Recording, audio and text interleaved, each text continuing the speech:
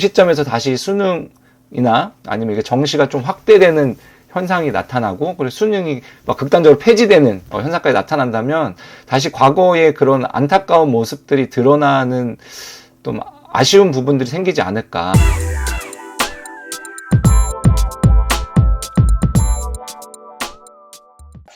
자, 오늘은 최근에 좀 이슈가 되고 있는 문제인데 좀 무거울 수도 있긴 한데, 최근에 교육을 둘러싸고 수시 폐지라는 단어가 정치권에서 이렇게 대선 공약 비슷하게 많이 회자가 되는 것 같아. 그래서 뭐 조금 입장들은 좀 정치적인 얘기는 차치하고, 우리가 예전에 돌아보면 수시가 좀 비중이 적을 때도 우리가 선생님을 했었잖아. 그래서 수시가 적었을 때, 그 정시가 또 이제 앞으로 수시가 다시 많아져서 학생부 종합전형이 비중이 높아졌을 때, 또 최근에는 또 학생부 교과전형 앤드 수능 최저를 맞추는 형태의 그런 입시 제도가 운영이 되고 있는데, 이제 앞으로 점차 그런 것도 좀 줄어들고 수능 중심으로 간다고 하는데, 그런 것들의 의미가 무엇인지, 또 학교 현장은 어떻게 변할 것 같은지 간단히 예측해 보도록 합시다. 정시를 확대하는 것이 공교육을 강화시킬 수 있을 것인가라는 부분에 대해서 생각을 한번 해봐야 될 것 같아요. 공교육을 강화시킨다는 건 학교에 가서 활동하는 것들이 되게 의미 있는 활동이 된다는 거잖아요. 그러니까 학교 활동에 참여를 열심히 하고, 또 학교 활동에서 얻는 학생들의 성장이 눈에 보일 정도로 드러나면은 공교육이 잘 된다라고 생각이 들 텐데, 기존에 우리가 정시로만 학생들을 선발을 했을 때 과연 공교육이 강화되었었는가라는 질문을 한번 해보고 돌이켜본다라면 그러지 못했다라는 것이 우리의 과거의 문제점이지 않았나. 그러면은 그걸 해소하기 위해서 수시가 나왔던 거거든요. 그때는 학생들이 정시에 올인하기 때문에 학교에 하는 활동이 의미가 없어서 다들 학교에서는 엎어져 잤어요.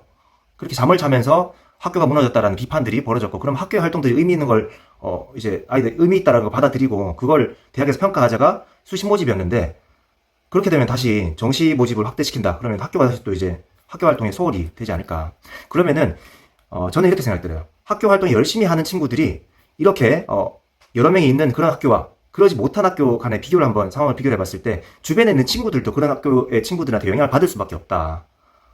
학교 활동 열심히 하는 친구들한테 자극받아서 나도 열심히 해야 되겠다는 마음을 가진다. 라는 친구들이 분명히 변화가 생길 수 있는 부분이잖아요. 그러지 못할 수 있다. 학교 현장의 분위기가 굉장히 크게 달라질 것이다. 라는 게 제 의견입니다. 지금 의견을 정리해 보면, 이제 수시가 폐지되거나 축소되면 학교에서의 어떤 활동이나 의미가 좀 축소되면서 공교육의 어떤 신뢰도나 질적인 측면은 좀 떨어질 수 있다라는 예상들을 해줬는데, 아마 지금 정치권에서 이야기하는 것도 설마 교과 전형까지 없앤다는 것은 아니겠지, 이 정도 생각을 가지고 있고, 그래선 정말 안 될 것 같고, 학생부 종합전형 정도를 좀 축소시켜서 특히 우수한 학생들이 굉장히 많이 원하는 특정 학과들에서의 그런 비중들을 좀 낮춰서 하고, 또 중위권 대학 같은 경우는 오히려 학생부 종합전형이나 수시를 좀 더 많이 해야 되지 않을까, 여기까지만. 아이들을 좀 더 다양한 측면들을 보면서 뽑아야 된다고 생각하거든요. 학생부 종합전형을 준비하는 친구들이 학업 성적이 낮은 게 아니에요. 학업 성적이 내신 성적 1등 10명 중에 1명, 2명이면 정말 잘하는 거잖아요. 학업 능력도 갖추어진 상태에서 리더십도 있고 다양한 프로젝트 활동에 열성적으로 참여하는 친구들이기 때문에 이런 친구들 대학교에서 뽑아야 되는 거 아닙니까? 그리고 당연히 수능 같은 경우에도 학업 능력이 좋은 친구들이죠. 논리적인 사고력이 좋은 친구들이고, 이런 친구들 당연히 뽑아야죠. 다양한 친구들을 뽑아서 사회에 좀 어우러지도록 만들어야지, 어떤 시험만 잘 치는 친구들만 좀 많이 뽑겠다, 이거는 아무리 공정하다, 사실 그게 진짜 공정한 일이고 우리 사회를 위한 일인가라는 걸 따져봤을 때 저는 절대 그게 맞는 방향은 아니다라고 생각합니다. 극단적이다라는 생각이 들어요. 고등학교나 중학교나 모든 수업이 수능이 중심이 되면 아마 수능이라는 기준으로 모든 수업 활동이 재편이 될 것 같아. 그래서 지금 우리가 추구했던 각 교과의 본질의 목적에 도달하고자 노력했던 여러 선생님들의 노력이 있는데, 그 부분이 수능 중심으로 개편이 됐을 때 분명히 좀 어려움을 겪을 것 같다. 그러니까 지향점이 줄 세우기식에서 등수가 중심이 돼버리면 학생의 위치에 맞는 적절한 교육이 이루어지지 않을 수 있잖아. 그러니까 목표가 5등급이나 6등급의 아이들은 없잖아. 그래서 다 1등급을 지향하게 될 거고, 5등급, 6등급 학생들에게 맞는 그런 교육을 각자에게 맞게 해주자라는 우리의 기본적인 합의된 교육적 취지가 정말 퇴색할 것 같다는 생각이 들어. 그래서 지금도 내가 간단히 짚었지만, 한 번 더 이제 학교 현장에서 학생들에게 그 각 교과는 필요한 수업이 돼야 되는 건지, 아니면 우리가 가르쳐야 할, 고등학교에서 마땅히 가르쳐야 할 각자의 소양을 교과에서 가르쳐줘야 하는 건지, 이 두 가지 질문에서 우리 당연히 본질을 택할 수밖에 없잖아. 의미나 학생들의 정말 내적인 성장을 학교 교육을 통해서 이루어져야 되는 거지, 대학을 가기 위해서 줄을 세워주는 역할을 하는 기관은 아니라고 생각이 드는 것 같아. 한참 전에 그 수능이 대세였던 그 교육 현장에서 학생들의 삶을 한번 바라봤을 때, 과연 아이들이 학교 안에서 행복한가? 즐겁게 학교 생활을 하고 있는가? 또 내가 살아갈 어떤 인생에 대해서 고민을 하고 있는가?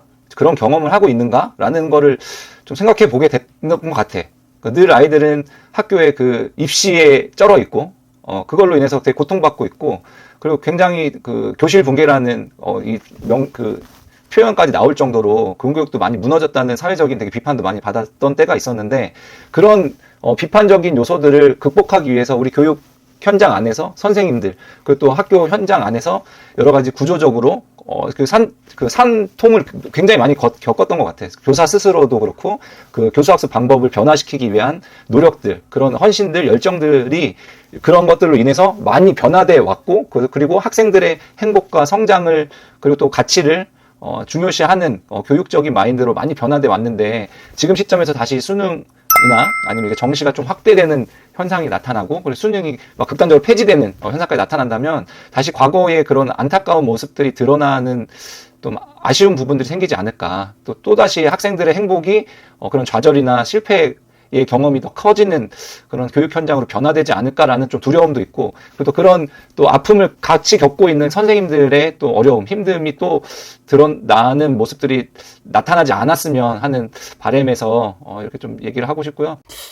네, 저도 인태경의 말과 좀 더불어가지고 얘기를 해보자면은, 학생들은 항상 입시에 쩔어 있는 것 같습니다.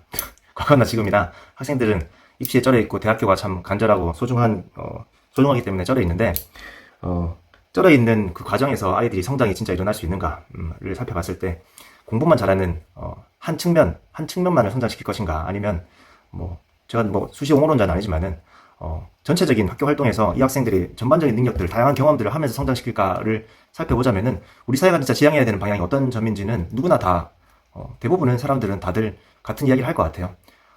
그래서, 다양한 형태의 문을 열어줘야 된다. 그래야지 공교육도 살고, 그리고 학생들도, 다양한 형태로 전인적인 성장이 이루어질 수 있다라는 생각이 저의 생각입니다.